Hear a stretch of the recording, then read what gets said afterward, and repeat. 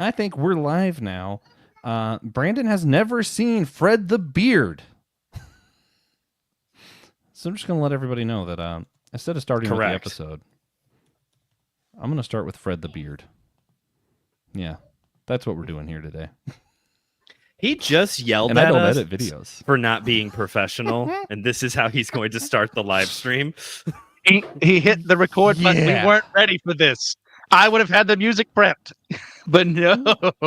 We'll do the episode after this. This is like bonus for YouTube listeners. Now they get to watch me do this. Yeah, dingo. I'm Fred the Beard. I used to watch this a lot in high school for some reason. I'm Fred the Beard. What's your name?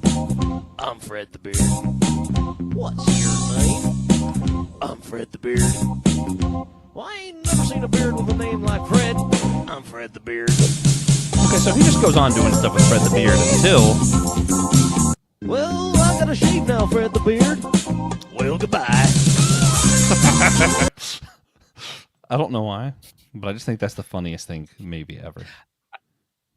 Yeah, I don't know that one. Was that a YouTube thing? Oh, yeah. On YouTube? Yeah, that was like a high school. I can tell what era that was made YouTube? in. I don't know that one. This is real. Cringy millennial YouTube content. Oh, yeah. It's no Charlie the Unicorn. Anyway, so now we'll be professional and actually do the episode. Oh, that's true. Yeah, we can do that. Now you can... Maybe, I guess. Oh, really? Yeah, the thing you should say, you really want to do the music? Llama. Oh, yeah. I was always more of a llama with hats guy. Yeah, or what's that? Everybody loves... No, that's Everybody Loves Water Buffaloes, VeggieTales. That's VeggieTales. There's one that even Simon Cowell is afraid of owls, maybe? I don't know. Hey, guys. What can our favorite fandoms help us remember about hope and what it looks like in the darkest of times? Guys, today we're going to be discussing the new season of Doctor Who, Andor Season 2, as well as the one and only Karate Kid Legacy. Not really one. Maybe you would say it's two branches, but one tree. I'm not sure. But I'm really excited to be here today. I am Joshua Nolan, one of your hosts. I am here with the one and only, the beautiful, because bald is beautiful, Christian Ashley. Love having our other host on the show, Reverend Justin Coleman, should be joining us a little bit later on in this conversation. We're hopeful to have him discuss some of Ncuti Gatwa's legacy as the Doctor. There's going to be plenty of spoilers for everything we talk about today, so hang on for that. And of course, we have a guest, the host of the Kung Fu Pizza Party, one of the original hosts of our show, Sensei, Pastor Brandon Knight. How's it going? That's Mr. Dr. Professor Brandon to you. Just always going to launch into that now. Yeah. And with him is, of course, Fred the Beard. If you don't get that joke, you probably weren't watching on YouTube, and you should go over to our YouTube page to see my silliness of what we did before the show. Yeah, that's our interesting lore now. So we're really excited again. If you are watching live, please shout out below where you're coming from, something that you've been watching or getting into lately, and we'll shout that out here in just a second. If you're on a laptop, please consider rating and reviewing our show on Podchaser or GoodPod. That's going to help our show gain recognition, make it easier to find in those search engines. If you're on your phone, consider rating, reviewing, or commenting on Apple Podcasts or Spotify. That helps prioritize the show in those algorithms, which is where most people listen to podcasts. So that helps a lot. And it's free. It only takes a little bit of time, and we appreciate it so much. So thank you guys in advance for your support. You all rock. Of course, we're going to shout out one of our sponsors. You can sponsor our show on Apple Podcasts, Captivate, or Patreon. Today, we're shouting out the one and only Jonathan Augustin. We love you, man. He sponsors 2 of the Amazon Podcast Network shows. He's truly an amazing guy, and we love him dearly. If you want your own shout out, if you want to hear Brandon go, whoa, to you, remember, you can get your own shout out if you support our show for $3 a month on one of those 3 platforms. Again, Apple Podcast, Captivate, or Patreon.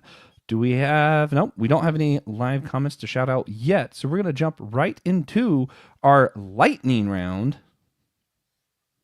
Sorry. Yeah, that lightning round thing. That I definitely had that queued up like that. Yeah. We're actually going to hold off on some stuff that might be lightning round of like what's coming out soon, because there's a few big things, and that's not lightning enough. So I'm gonna shout out some stuff a little bit later. For now, though, just lightning around for what I have been into. Righteous Gemstones just wrapped up. Trying to think of like what new geeky stuff I've been into, because a lot of the stuff I've been geeking out on really isn't that new. Christian, what about you?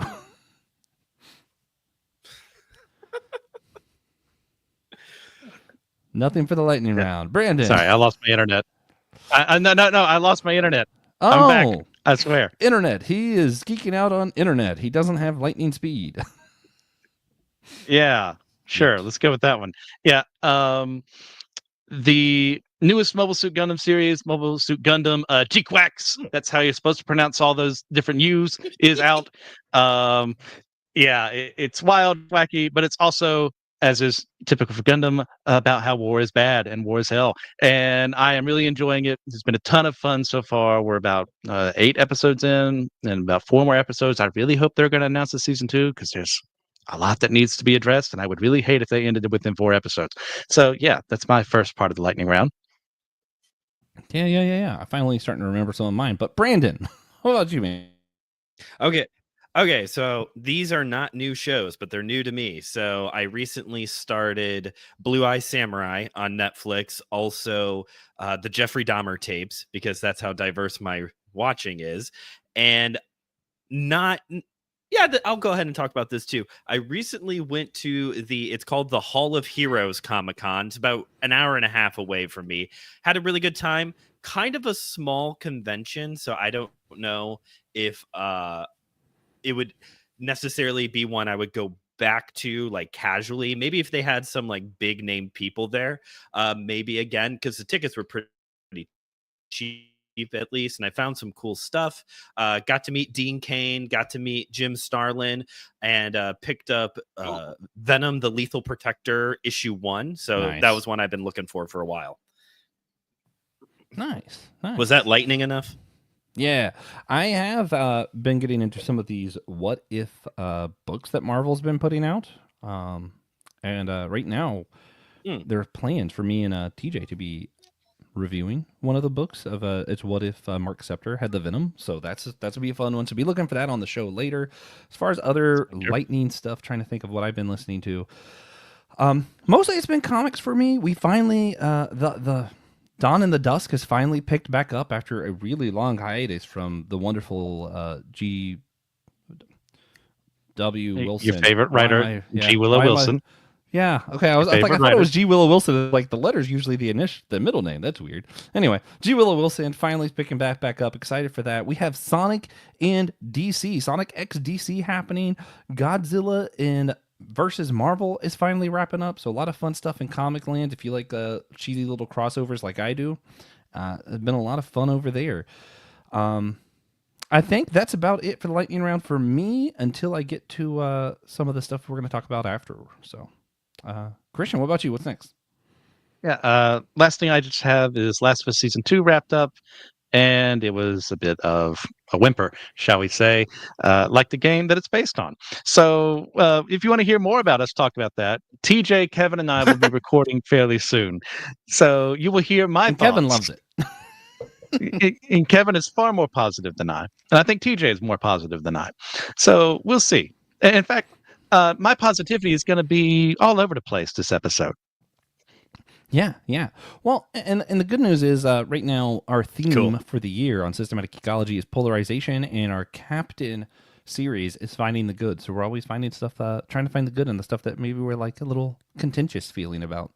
So maybe you'll see Christian trying to find the good. Maybe. Brandon, anything else for the lightning round? Also, it's not an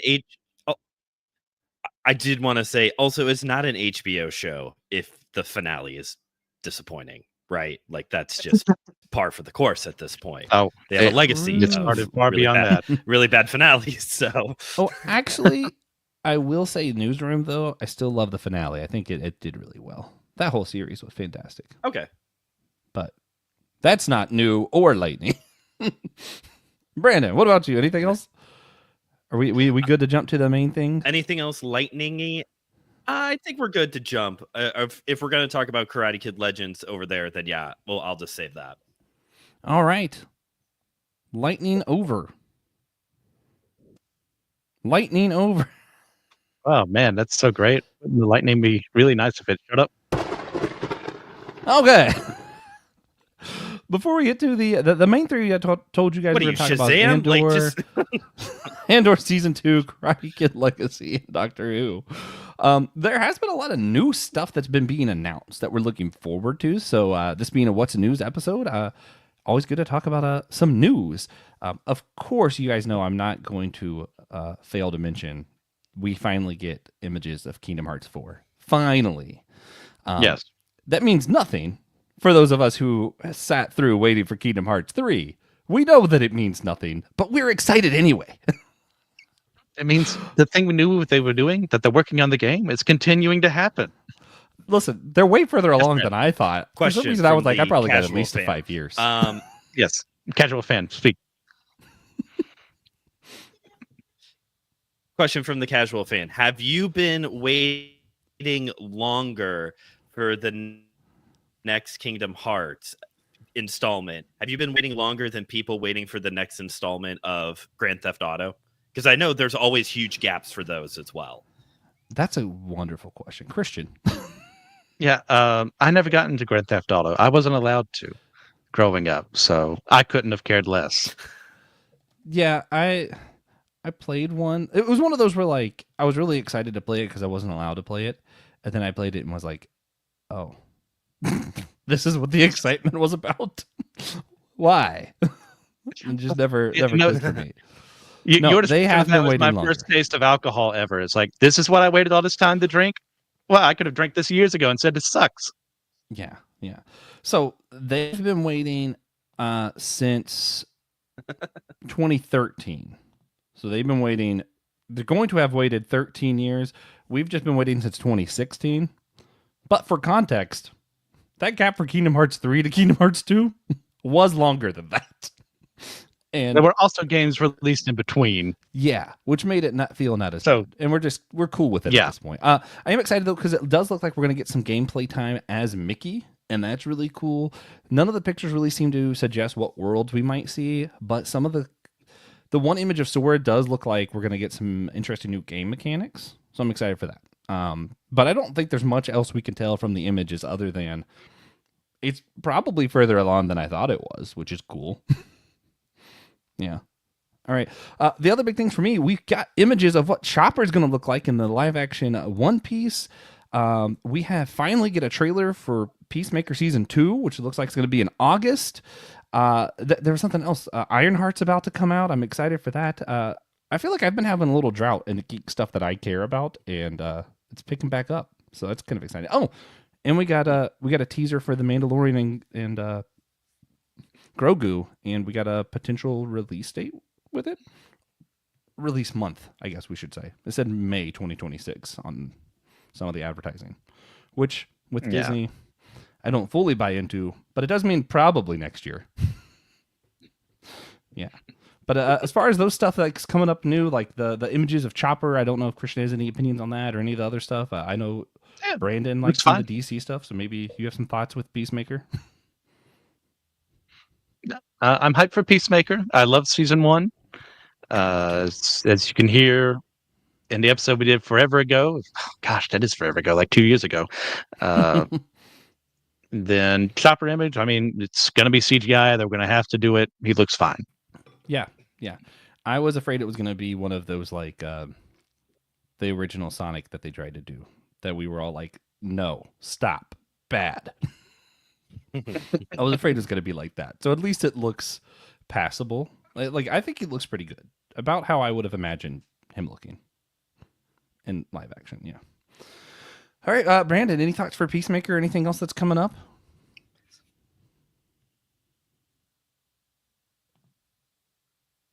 All right.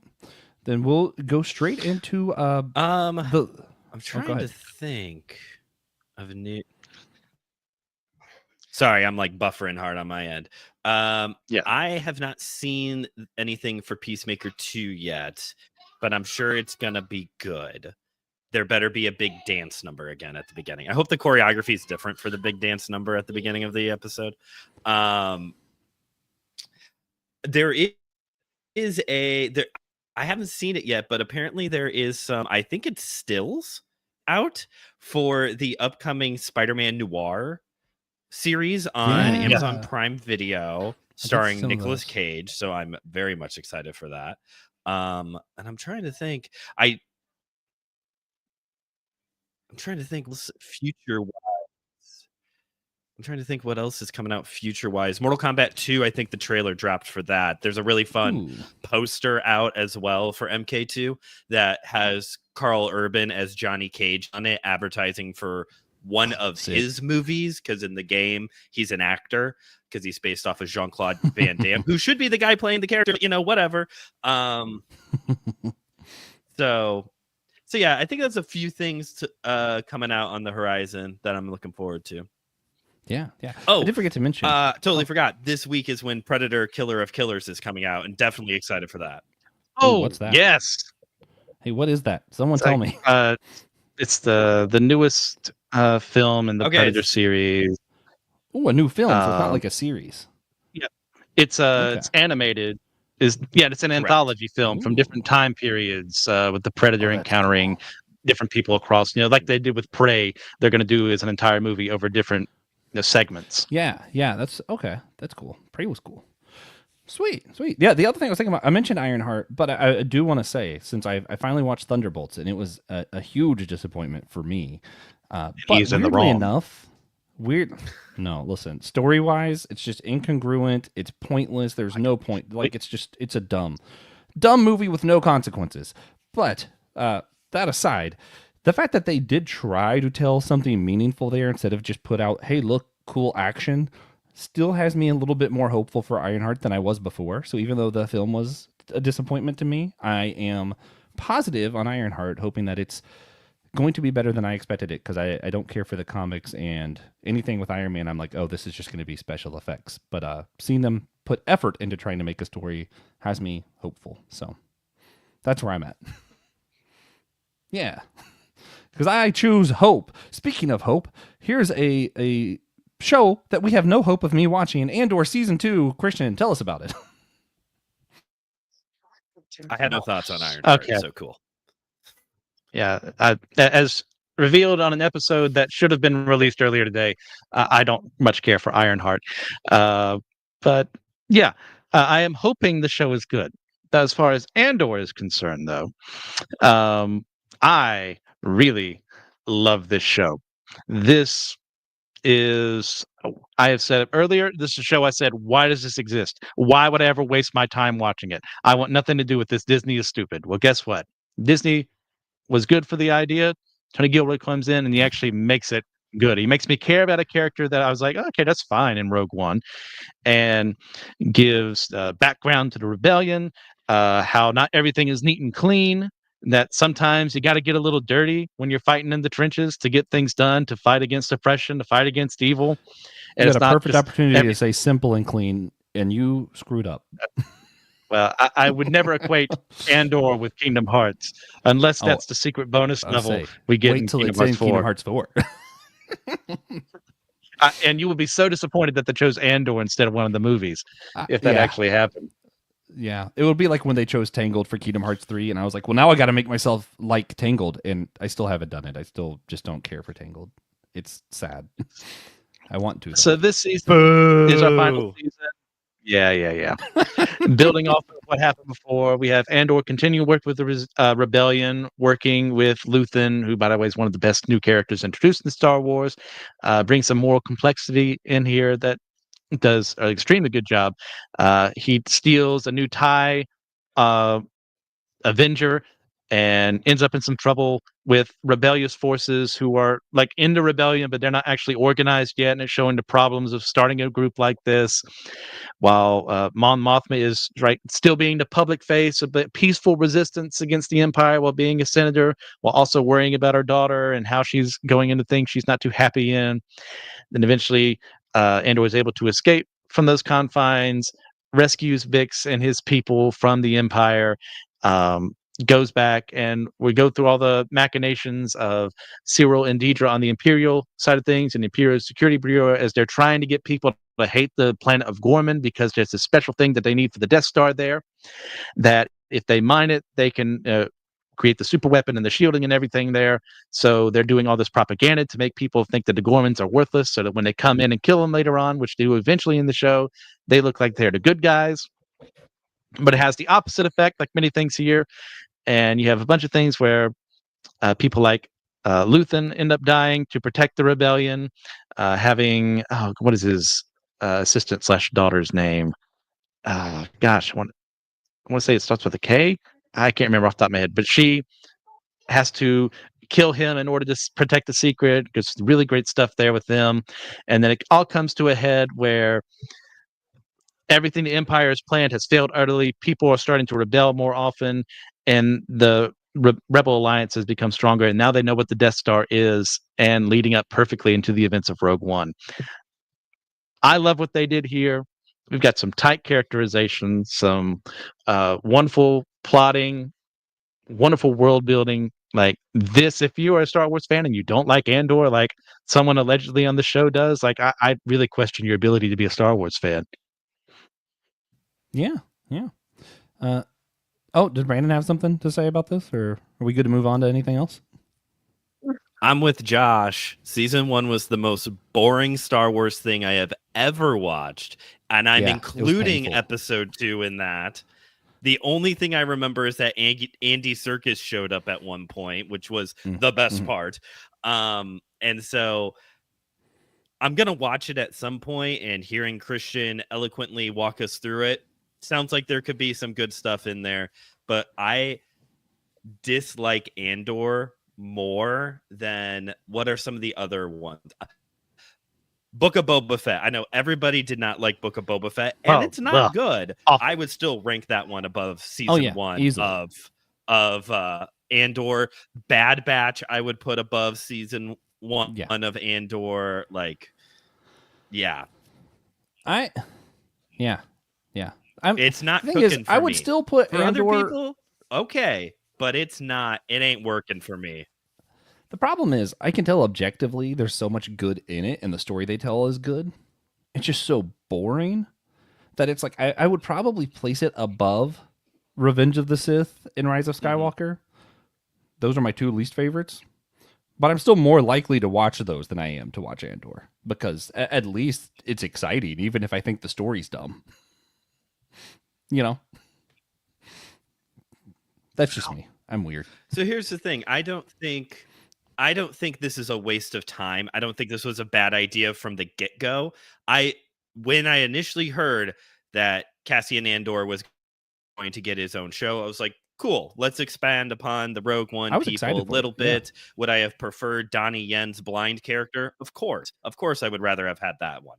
But I'm sure there's a lot of good in there, but it's just like white noise to me. And I think the worst of it all is that I saw a reel the other day making the claim that this show is better than Kenobi, and that's just factually incorrect. Oh, that is factually correct. Kenobi is not an abomination. It's kind of middling. Oh, it's so good. Yeah, and that's how I know it's middling. Kenobi was underranked. Andor is highly overblown. I just don't understand.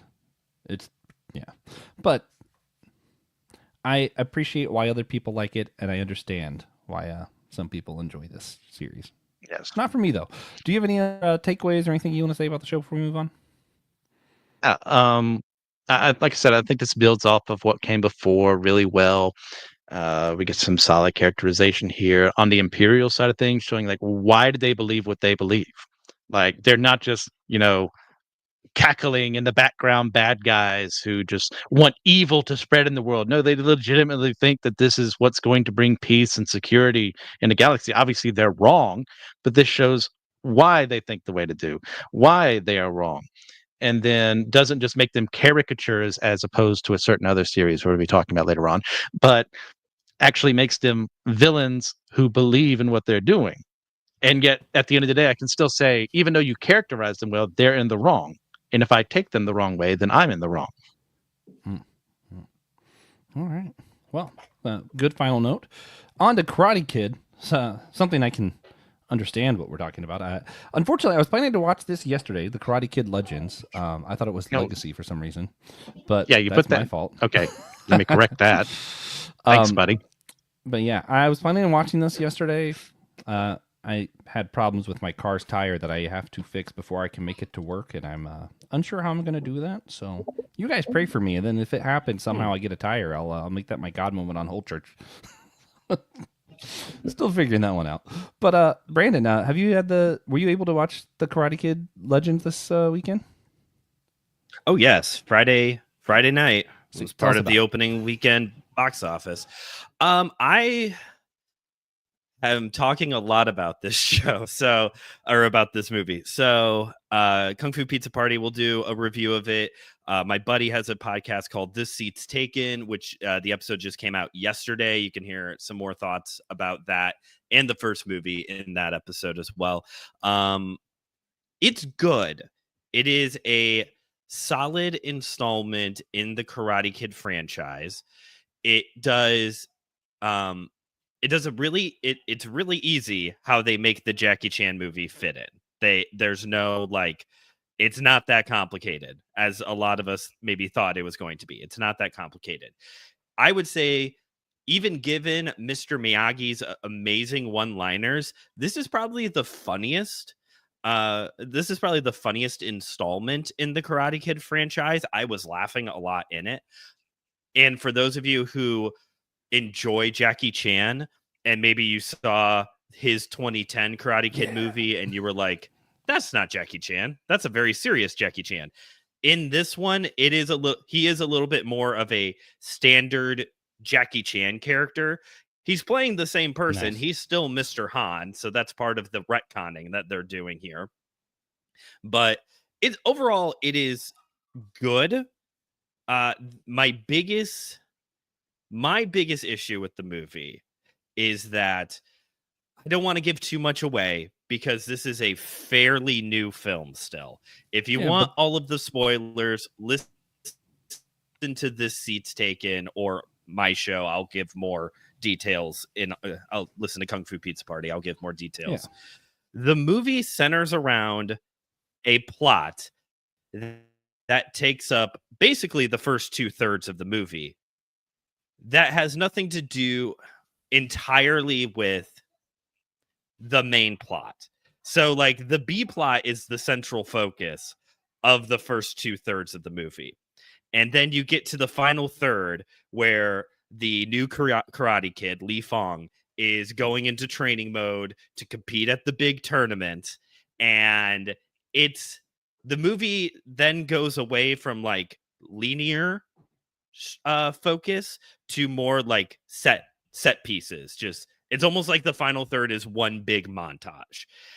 And for those of you who are really excited to see Jackie Chan and Ralph Macchio on screen together, the good news is there is a lot of that. You're going to get a lot of that.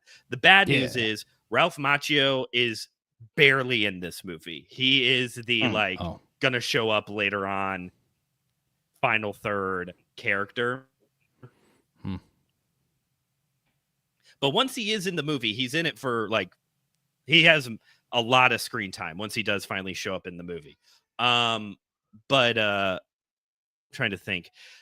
Standard Karate Kid stuff. There are some standard tropes that they still continue to carry out.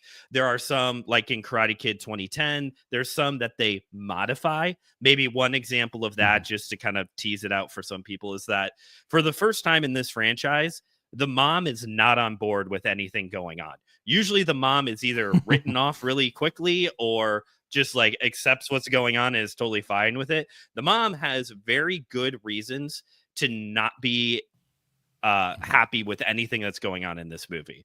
And as always, the tournament scene, the tournament part of the movie is when the wheels absolutely come off. But that's just a standard point at this, we're 6 movies in and that always happens. So maybe for an example, just to again tease it out a little bit, the championship fight takes place on top of a skyscraper in New York. All right. I've been to one of those fights. It might have been a dream, though. That sounds cool. That sounds more like the thought this is cool than it actually means anything. So I'm fine with that. Yeah. I can't tell if Brandon's still there. Oh, He there is. he is. Yeah, I'm here. Cool. Yeah, so I've heard a couple things. I don't know too much about the film since I failed to watch it because of my car. But the couple things I want to know about that I heard that was kind of interesting. So I hear the lines used a lot. One Okay. tree, two branches. And from my understanding, that's mostly has to do with like this idea of like kung fu and karate both kind of working together. What's with the one tree, two branches? Since I haven't seen it, could you maybe pull at that string a little bit? So there's like a real life historical thing here and also a purpose in the movie. So two branches, one tree, basically within the movie is that this movie is showing how Mr. Han's family and Mr. Miyagi's family are actually not related, but are friends. They're very close. Mr. Han and Mr. Miyagi were friends. There's actually this retconned moment where Jackie Chan is telling Ralph Macchio that he visited Mr. Miyagi in 1985, which would have been right after Daniel won the tournament, and said that Mr. Miyagi was just, he was talking so much about you and how proud he is. So there is this aspect of like, even though, again, part of the retconning, even though the Karate Kid 2010 was initially supposed to be in its own separate universe, not connected whatsoever.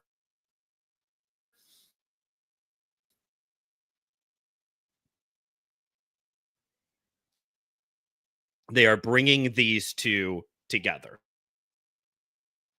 Buffer. Okay. Okay, I'm back. Is lost everyone a else little bit back? there. Yeah. Hopefully we caught all that audio wise. Okay.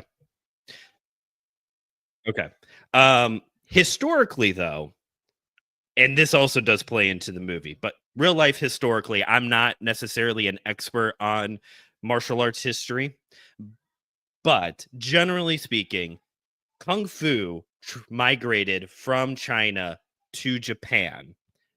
And when it got to Japan, it was modified for their specific needs. And that's the birth of karate, specifically in Okinawa. Okay. And this is actually something that happens within the movie. Actually, that's part of the big retconning, is that Mr. Miyagi's great-great-great-grandfather or whatever learned Kung Fu from Mr. Han's great-great-great-great-grandfather in China and then brought it back to Japan.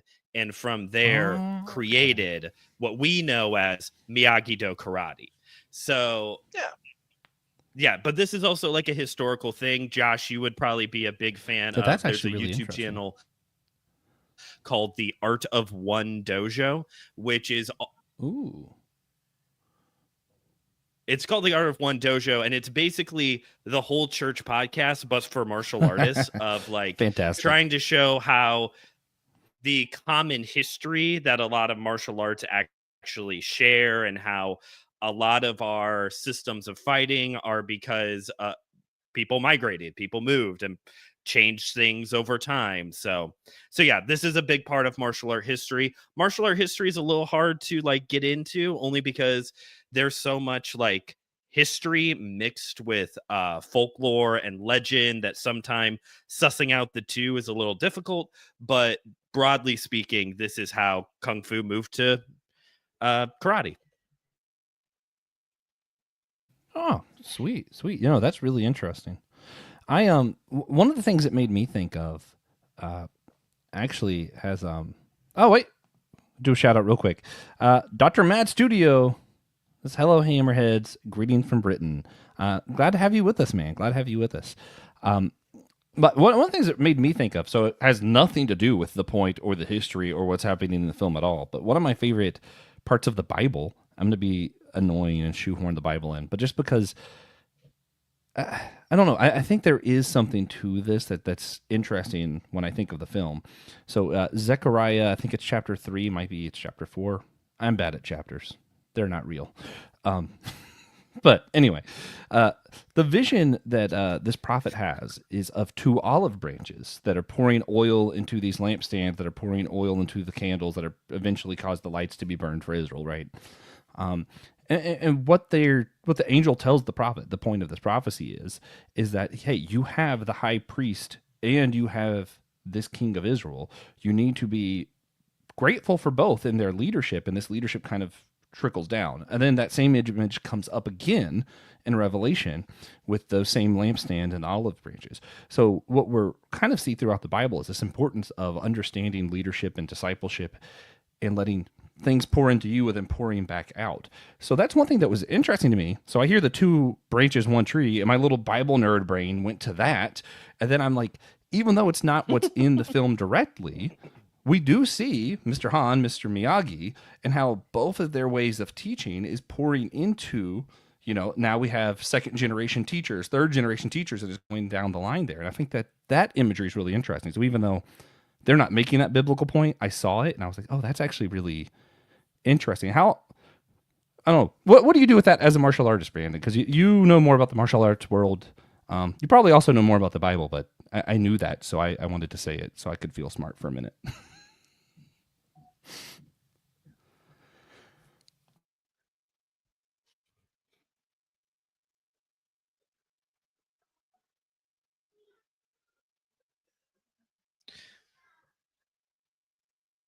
Did you hear what he asked?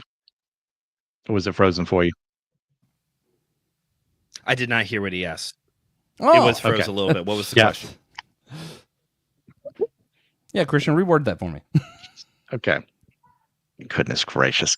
All right. So with the Zechariah, it wasn't directed to me. So it's not that I wasn't paying attention. Passage. I didn't have to remember it until now. So the Zechariah passage of the two, Locked how does in. that relate in a way with Sensei Han, Sensei Miyagi, as far as their teaching and how it's the next, not infecting, goodness gracious, wrong word, encouraging the next generation. Yeah, obviously Is there's not that like a direct inspiration, but I was kind of seeing if there are any parallels to this lesson of the Bible of like leadership pouring from one leader to the next and what they're teaching in the Karate Kid film. Well, there definitely is, because part of that training montage is... Thank you, producer Cooper. I'll come take care of that in 1 second. Daddy's going to answer a question real quick. So, during that training montage, when Ralph Macchio is finally there, a lot of the training is, even though they have this common root element of kung fu and karate sharing this common history, how they do it is still different. Karate is very much, especially within Japanese martial arts, it's very much a be strong, hit hard kind of thing. Whereas kung fu is more of a fluidity of movement and multiple strikes. So when they are training Li Fong, who, by the way, the actor's name is Ben Wong, I believe. Great performance. He hasn't had very many gigs, and they are positioning him well in this movie. It will work out better for him than Jaden Smith in the 2010 film. I'll put it that way. Anyway, so when they're doing this training montage, they'll be trying to work out different strategies. He's already met, there's a bully. Of course there is. He's already gotten beaten up by him. Of course he has. Probably and he's going to be the one who he faces off in the finals, of course. And so they're learning how to counteract a lot of this guy's techniques. And so Jackie Chan will say, you should do it this way. And Ralph Macchio will say, no, do it this way. And Jackie Chan will go, no, you should do it this way. And it's never like they're mad at each other or arguing. There is still this clash of styles. And in the middle, literally in the middle, shot-wise, it's Jackie Chan on one side, Ralph Macchio on the other, and the new Karate Kid in the middle. And usually he's like, what about, he does say at one point, well, was better. But as a joke, not like as a toxic, like he's like, Kung Fu's been around longer or something like that. So you do get this really great, you see the different ways that these styles are done. And then That's really here in the middle is the new kid taking both in and trying to incorporate them into his way, his framework of fighting. So it's this really cool like blending melting pot moment, and I think it is one of the stronger points of this film. Yeah. Cool stuff. I do think we're getting ready to move on. The next thing, shout out. We got a few more comments from Dr. Matt Studio. Let's let us know he's getting to see Bruce Springsteen in Liverpool, which is nowhere near London. Nice. He's loves watching the Jackie Chan Adventures cartoon. I think Great cartoon. Brandon and I good mentioned one. that on another show, probably on Kung Fu Pizza Party when we were talking about Jackie Chan. Great. I actually want to do an episode about that cartoon on SG at some point. But for now, Can I make one last comment because this Yes. movie is so new? Please. One last comment. Okay.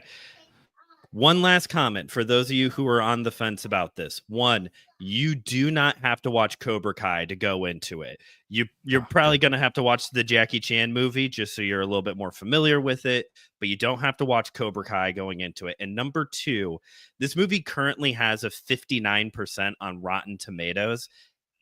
That's too low. That is too low. This but the is audience one of score I thought was those pretty high cases still, where right? if you're like, the audience score is really good. It's a 91%. And I would say that's probably the better gauge. The critic score is very low. But you know what? The critic score for The Karate Kid Part 2 is very low as well.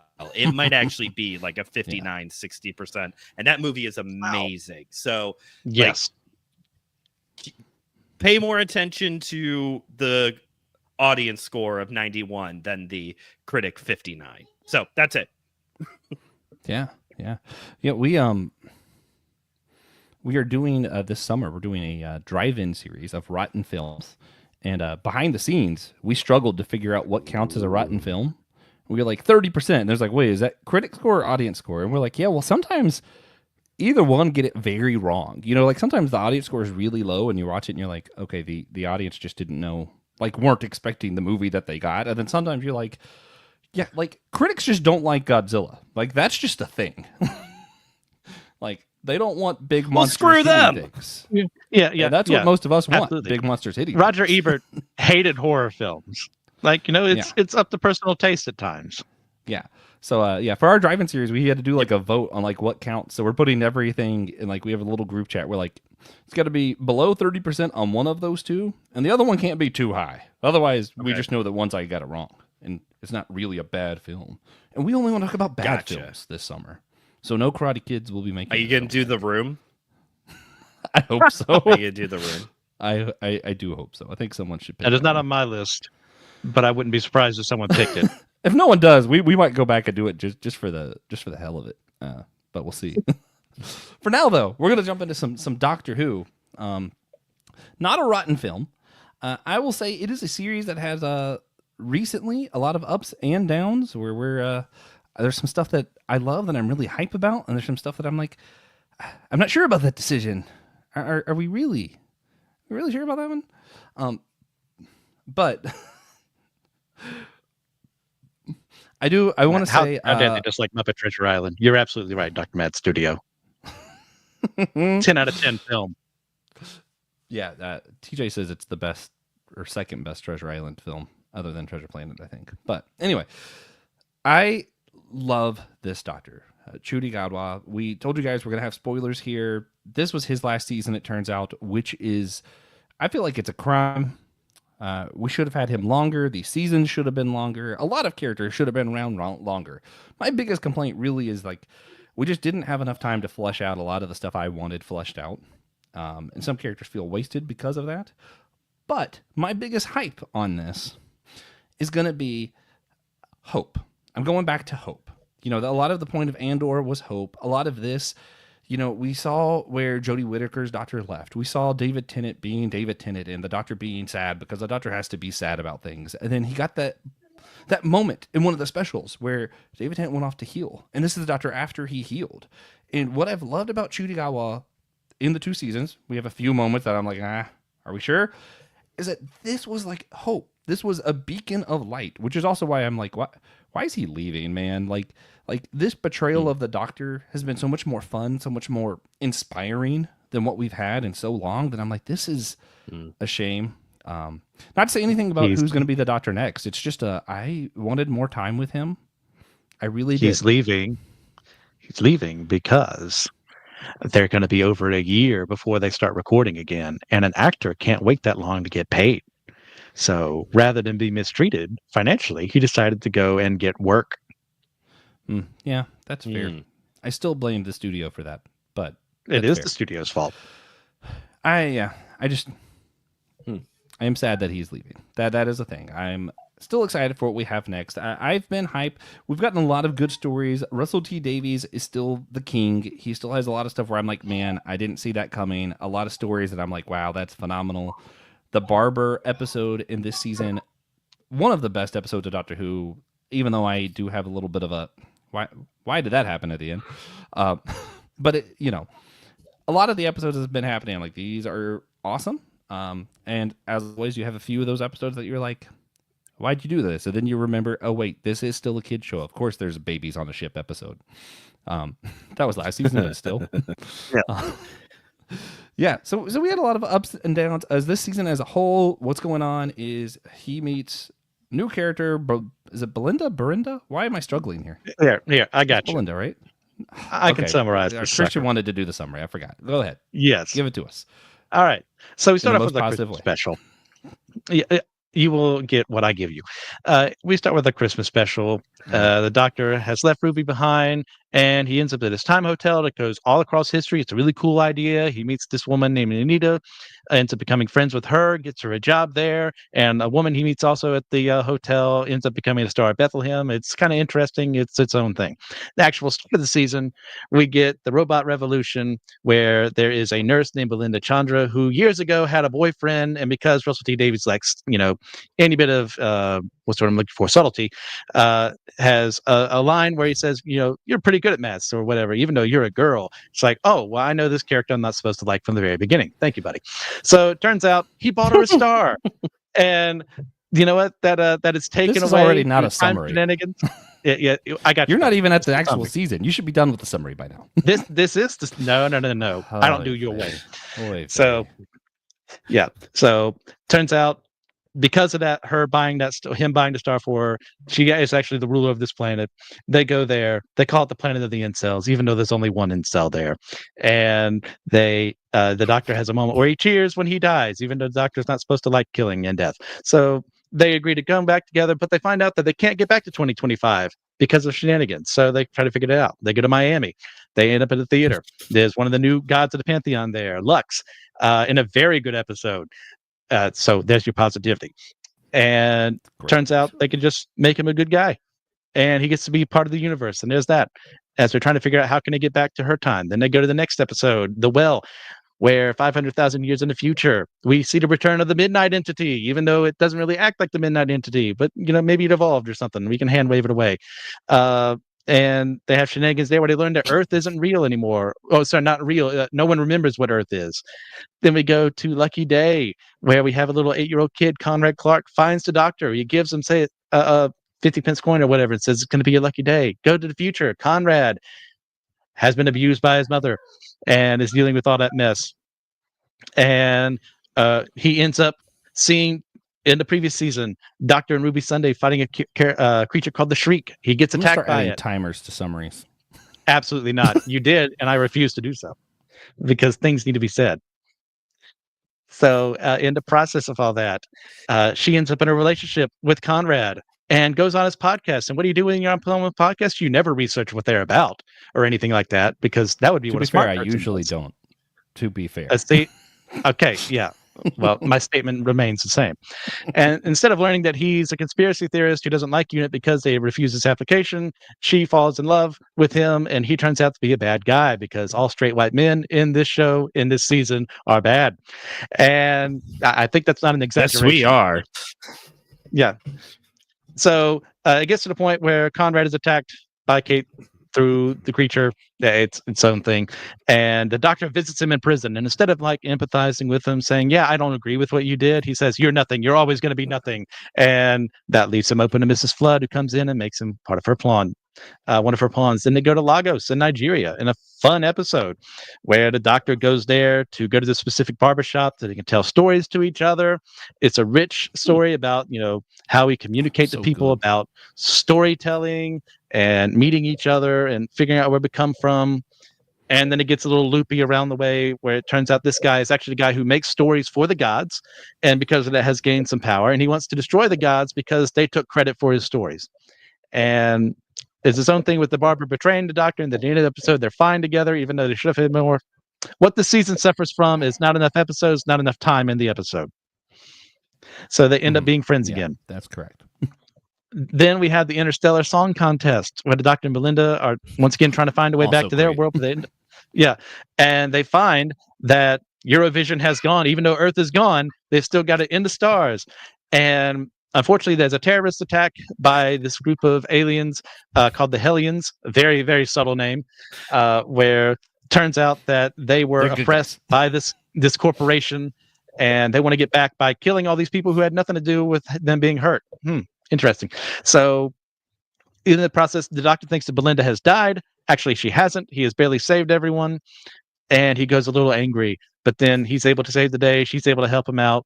And instead of, once again, empathizing with the person who had been suffering, the doctor calls him evil. And, well, we don't do anything about the corporation to cause other problems.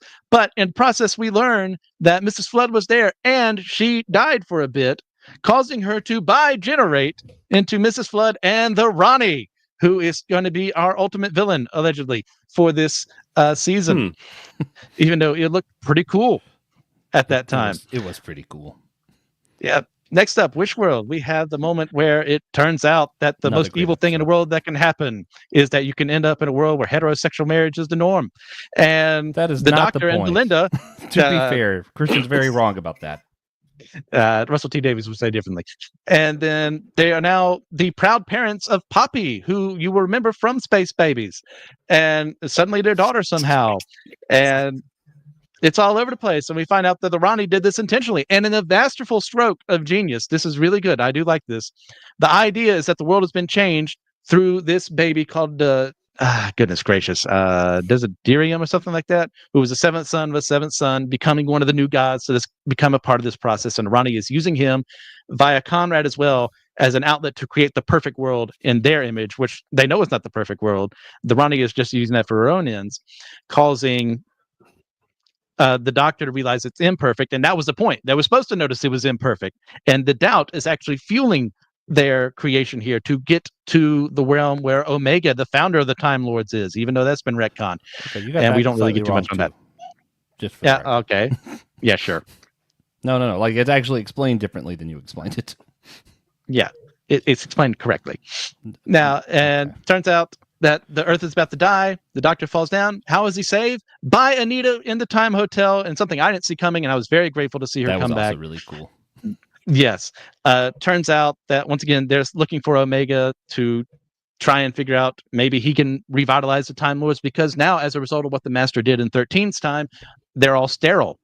So the bi-generation is a product of that, of trying to create more Time Lords at the same time, even though they can't make children.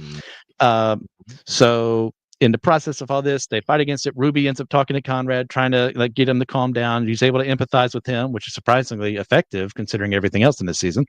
And in the process of all this, they learn that Poppy is made up. So because she's made up as a wish, she's not going to survive everything that's changed here unless they do something very specific things. And in the process of attempting to do that, 13 ends up showing up on the TARDIS and gives her a very nice moment I was very appreciative of, to actually, give her written somewhat competently, where she and 15 kind of talk to each other, and they're able to save Poppy, and except that retcons everything to where she was always Belinda's daughter, which makes no sense, and makes Belinda go to a point where she's all lovey-dovey mommy, now that was never a part of her character. And also incorrect. The doctor ends it up made really good sense. It was good writing. Absolutely not. Also wasn't. And because of what he does, the doctor has used up his regeneration energy and is now regenerating, and it looks like someone who looks like Billy Piper, but I'm saying that's a misdirect. It's probably either the moment or the TARDIS itself taking on her form, and we haven't actually seen the 16th Doctor yet. That is where we end.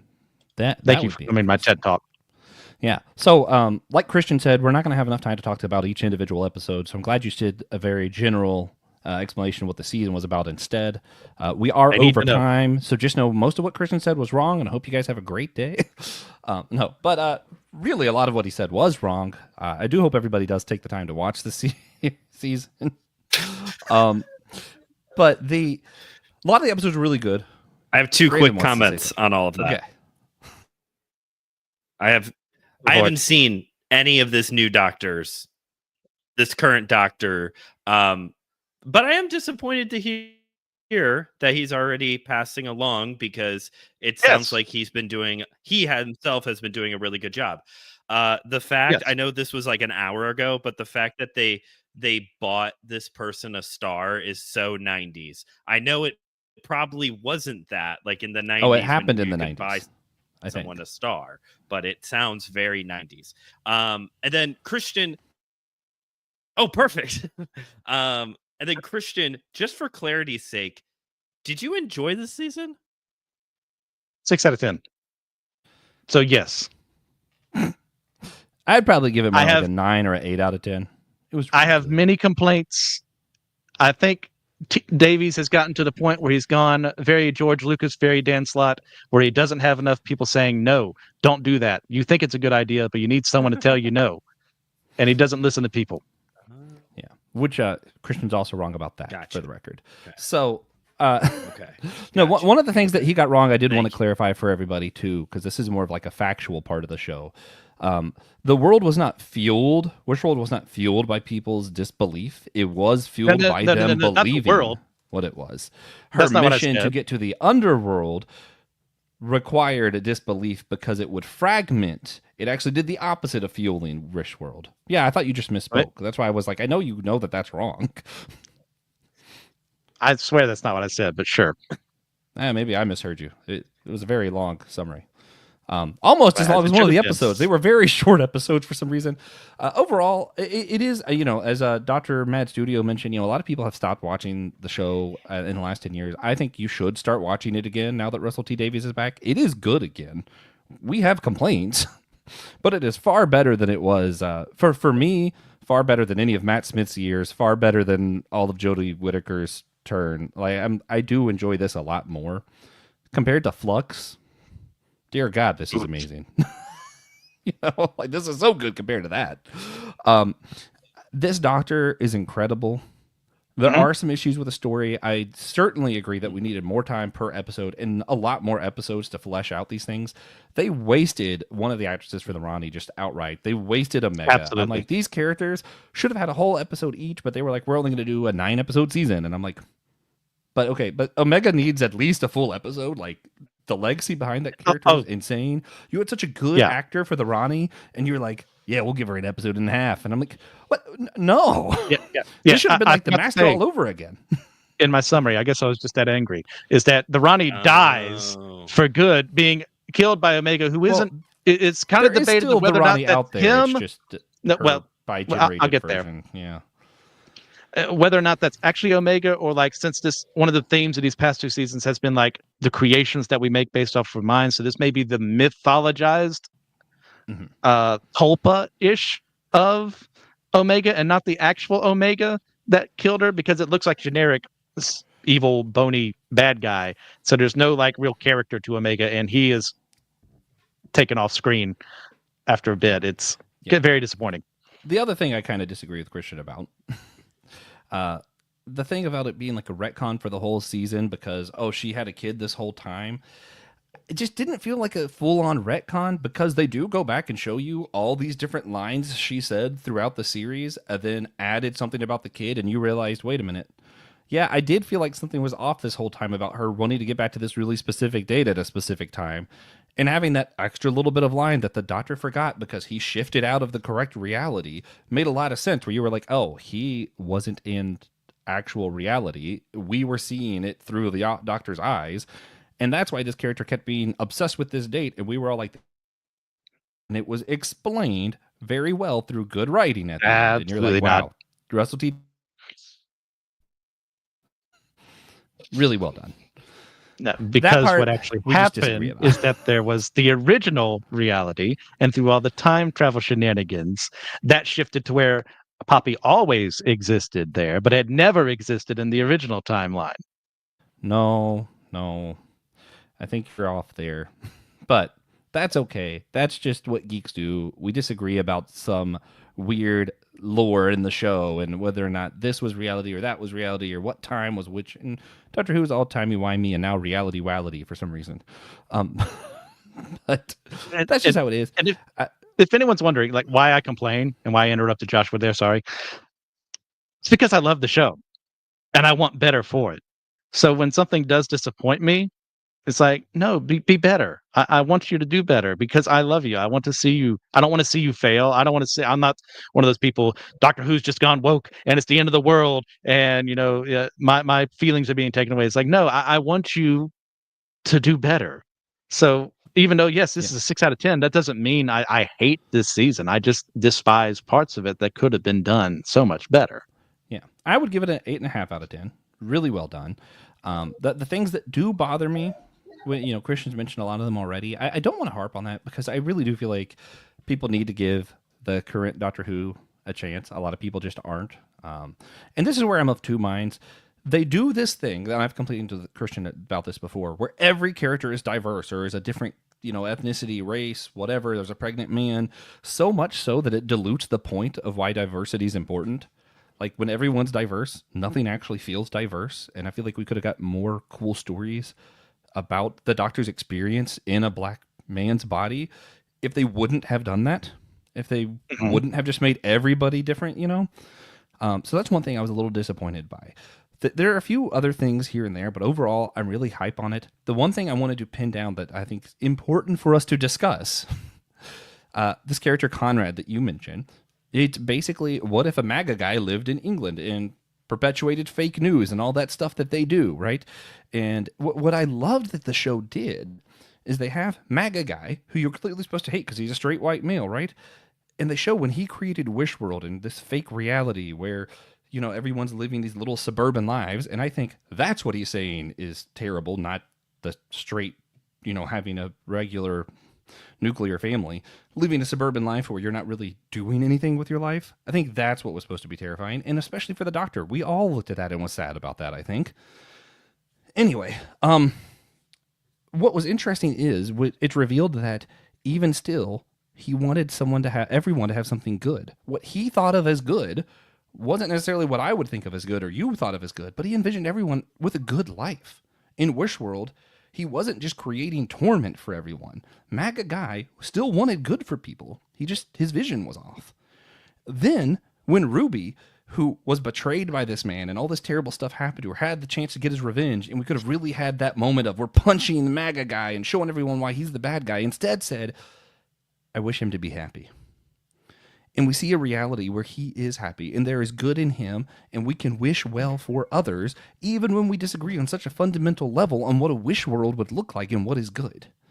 And that message, that's more powerful than any of the stuff that I have gripes about in the show. Like, I think that message alone made everything worth it, and people should watch the show. And also, we should talk about it more. Christian, how do you feel about that?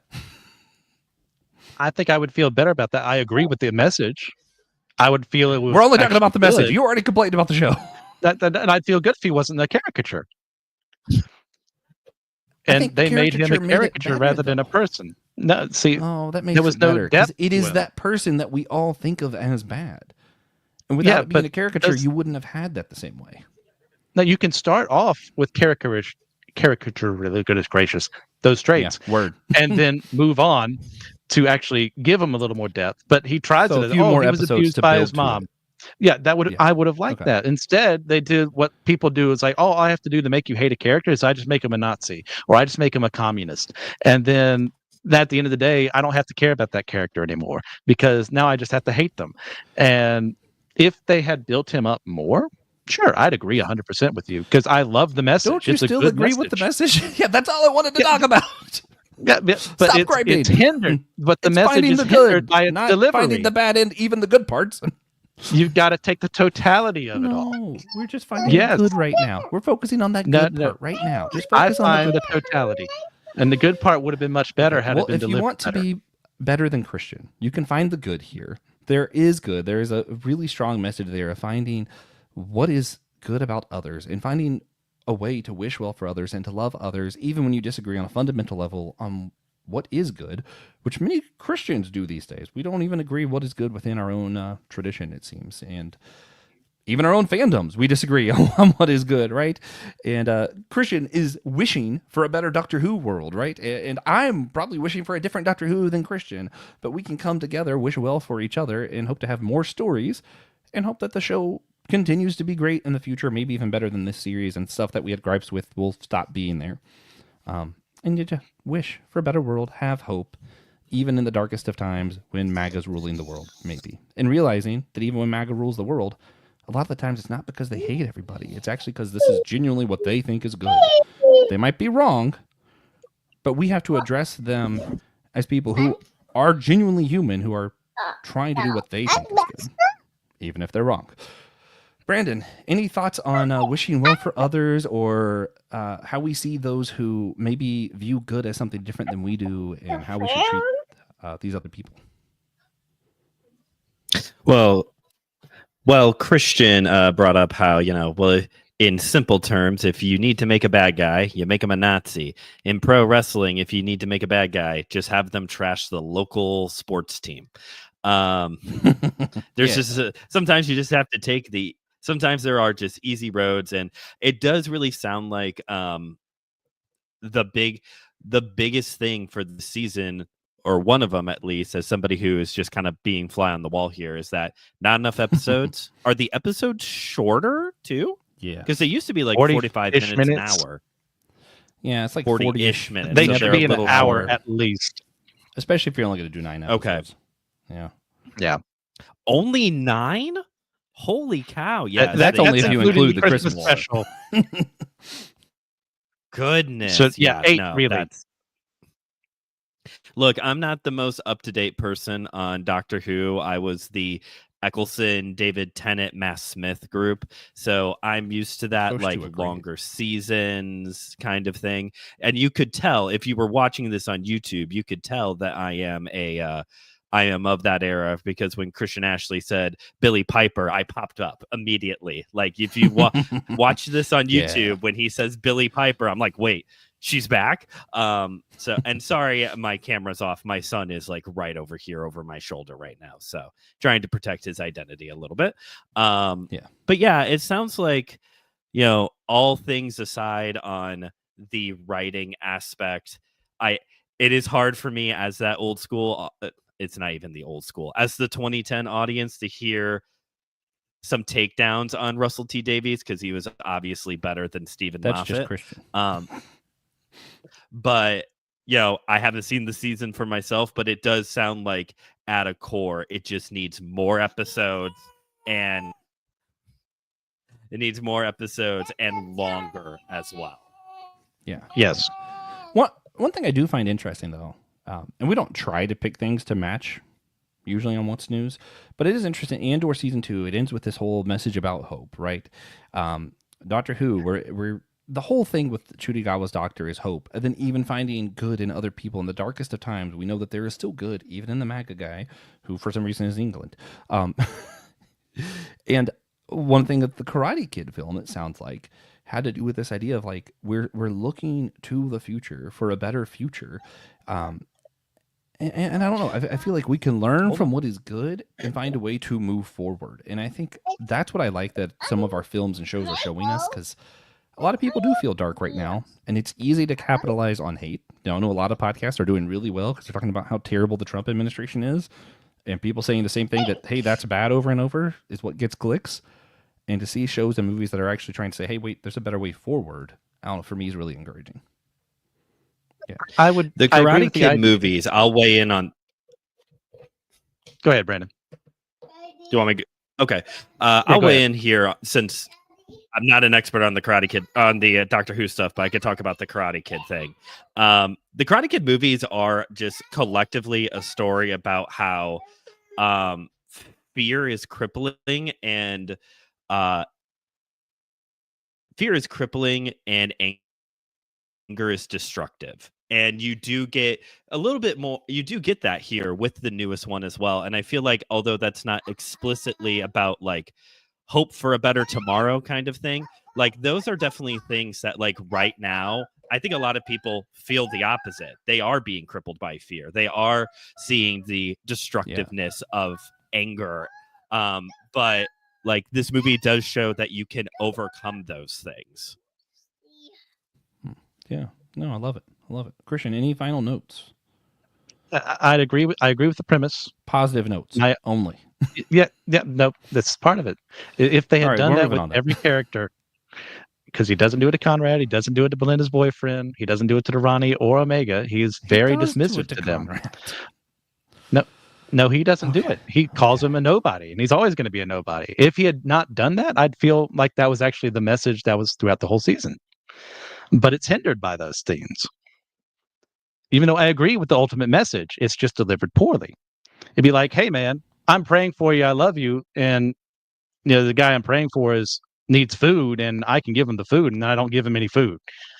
Like, have I really done anything for him? Yeah, sure, I prayed for him. That's good. But if I had the capability to help and I don't, that's on me." Yeah. Well, we don't want to end on a bad note. So does anybody have any other movies we can talk about, I guess, and we just won't let Christian talk anymore. But no, the thing is, I really did not like when the doctor just called Conrad a nobody point blank. That did bother me. But the fact that the show was written before that, and he knew that Conrad's ending was going to be such that the way we got forward wasn't punching him in the face, but was going to be by wishing him well, is still meaningful. It's still good. Probably could have been done better. Sounds like maybe Karate Kid did better by showing us, hey, fear and anger aren't the way. And maybe just watch that. I still think you should watch Doctor Who. Apparently Christian does not. Not really sure.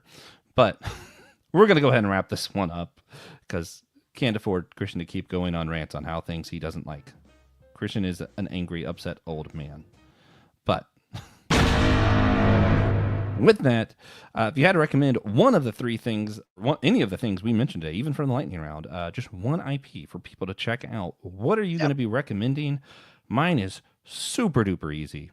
Kingdom Hearts 4. I said it, so technically, I think everyone should be waiting with me in anticipation, replaying all the games, waiting for Kingdom Hearts 4, because I guarantee that I will like it more than any of the other things we mentioned, even the things I love. Yeah. Christian.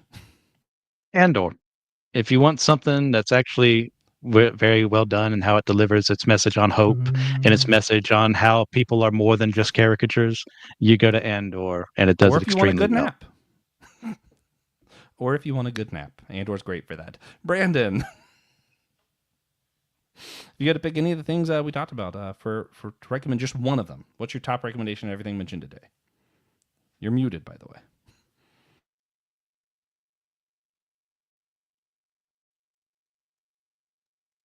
Christian, you try to ask him. Maybe he'll hear you.